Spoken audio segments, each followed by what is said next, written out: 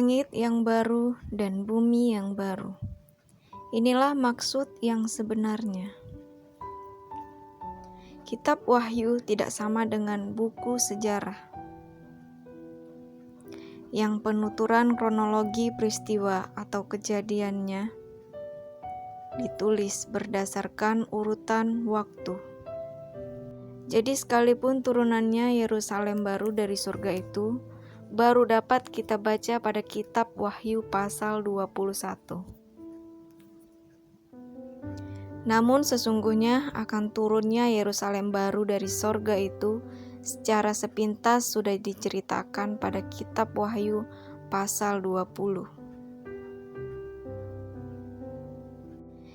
Yaitu ketika perkemahan tentara umat kudus akan dikepung oleh iblis dan orang-orang durhaka yang digambarkan sebagai Gog dan Magog. Dalam Wahyu 20 ayat 9, maka naiklah mereka ke seluruh dataran bumi, lalu mengepung perkemahan tentara orang-orang kudus dan kota yang dikasihi itu. Tetapi dari langit turunlah api menghanguskan mereka. Perkemahan tentara umat kudus adalah Yerusalem baru yang akan turun dari surga bersama dengan Yesus dan para umatnya. Dan peristiwa tersebut terjadi setelah selesai masa kerajaan 1000 tahun di surga,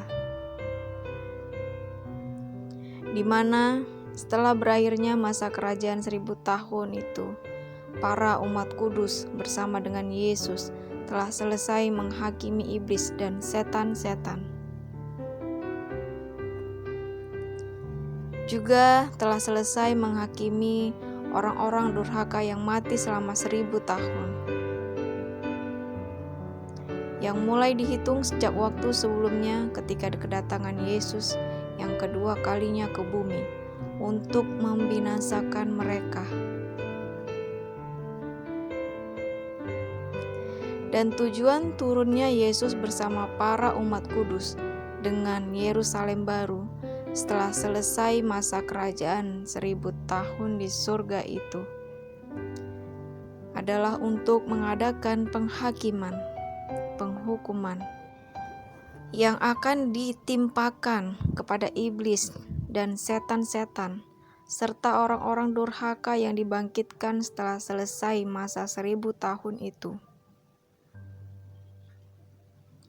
Namun ketika Yerusalem baru yang akan turun ke bumi itu sedang dikepung oleh iblis dan semua para pengikutnya, api dari langit turun dari sorga yang kemudian akan membakar dan menghanguskan mereka dalam lautan api. Api dan belerang akan membakar mereka hingga lenyap. Dan itulah yang dimaksud dengan neraka bagi iblis dan para pengikutnya, serta bagi orang-orang durhaka yang tidak diselamatkan. Penghukuman atas mereka itu juga sekaligus menandai pemusnahan dosa dari alam semesta ini untuk selamanya. Lautan api dan belerang selain untuk penghukuman dan memusnahkan iblis dan para pengikutnya, serta semua orang yang durhaka, juga berfungsi untuk membersihkan dan memurnikan bumi ini, sehingga dosa pun benar-benar lenyap dari muka bumi ini dan alam semesta ini. Dalam Alkitab, api dan belerang sering digunakan oleh Allah untuk menghukum dan membersihkan dosa, yang juga dapat bertujuan untuk melakukan penyucian atau pemurnian. Dan setelah iblis dan para pengikutnya serta orang-orang durhaka itu lenyap, maka tertulis dalam kitab Wahyu, kemudian Rasul Yohanes melihat suatu perubahan. Dalam Wahyu 21 ayat 1, lalu aku melihat langit yang baru dan bumi yang baru, sebab langit yang pertama dan bumi yang pertama telah berlalu dan laut pun tidak ada lagi. Di Alkitab hanya mengenal ada 3 langit. Pertama disebut juga sebagai cakrawala, di mana terdapat awan dan atmosfer, serta tempat burung-burung dapat terbang. Kedua, langit di mana tempat matahari, bulan, dan bintang-bintang berada. Ketiga, langit di tempat tahta Allah berada dan bersemayam, yang tidak dapat dijangkau oleh mata umat manusia.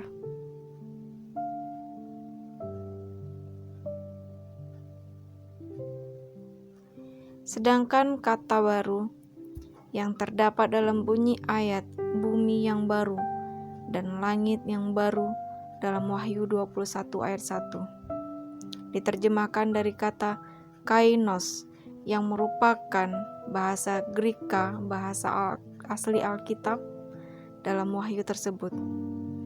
Kata baru yang bahasa asli Yunaninya adalah kainos, adalah sebuah kata sifat yang memiliki 2 makna, yaitu bentuk dan substansi.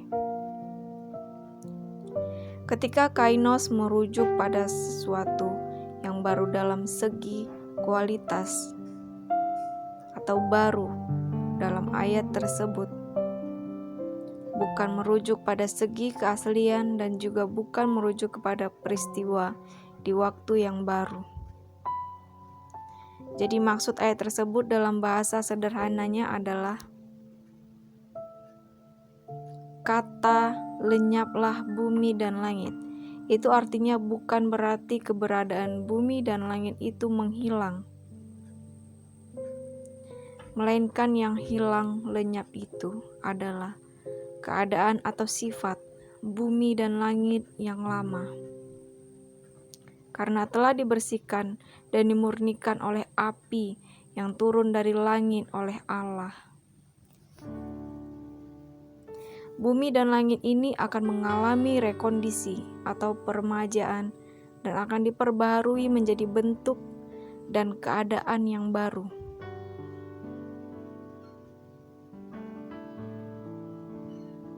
Contohnya, di bumi yang baru dan langit yang baru nanti tidak akan ada lautan dan matahari. Dan keadaan bumi dan langit ini akan dipulihkan kembali seperti semula. Keadaannya akan sama seperti dulu ketika pertama kali diciptakan oleh Allah dan belum tercemar oleh dosa.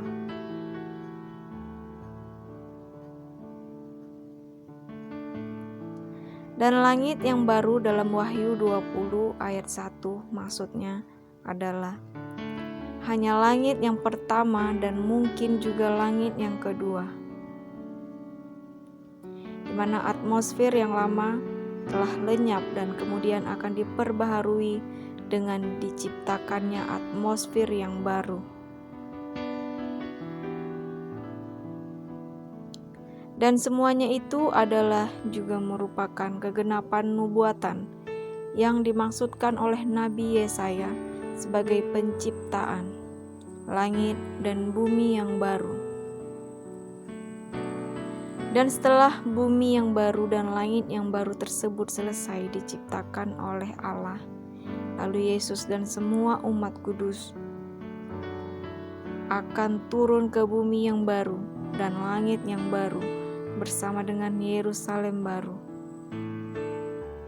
Dalam Wahyu 21 ayat 2, dan aku melihat kota yang kudus, Yerusalem yang baru, turun dari sorga, dari Allah, yang berhias bagaikan pengantin perempuan yang berdandan untuk suaminya. Bumi yang baru dan langit yang baru itu akan didiami oleh umat tebusan selamanya, dan akan menjadi Eden yang baru, sorga yang kekal bagi umat kudus. Setelah surga, Taman Eden yang lama dulu lenyap karena tercemar oleh dosa Adam dan Hawa. Dan Yerusalem baru yang turun dari sorga akan menjadi ibu kota dari kerajaan Allah di bumi yang baru dan merupakan sorga bagi umat kudus.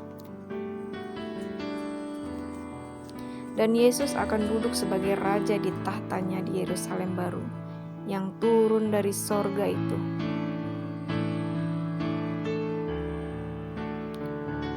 Yang menjadi ibu kota bumi yang baru yang juga adalah sorga bagi umat kudus sampai selama-lamanya.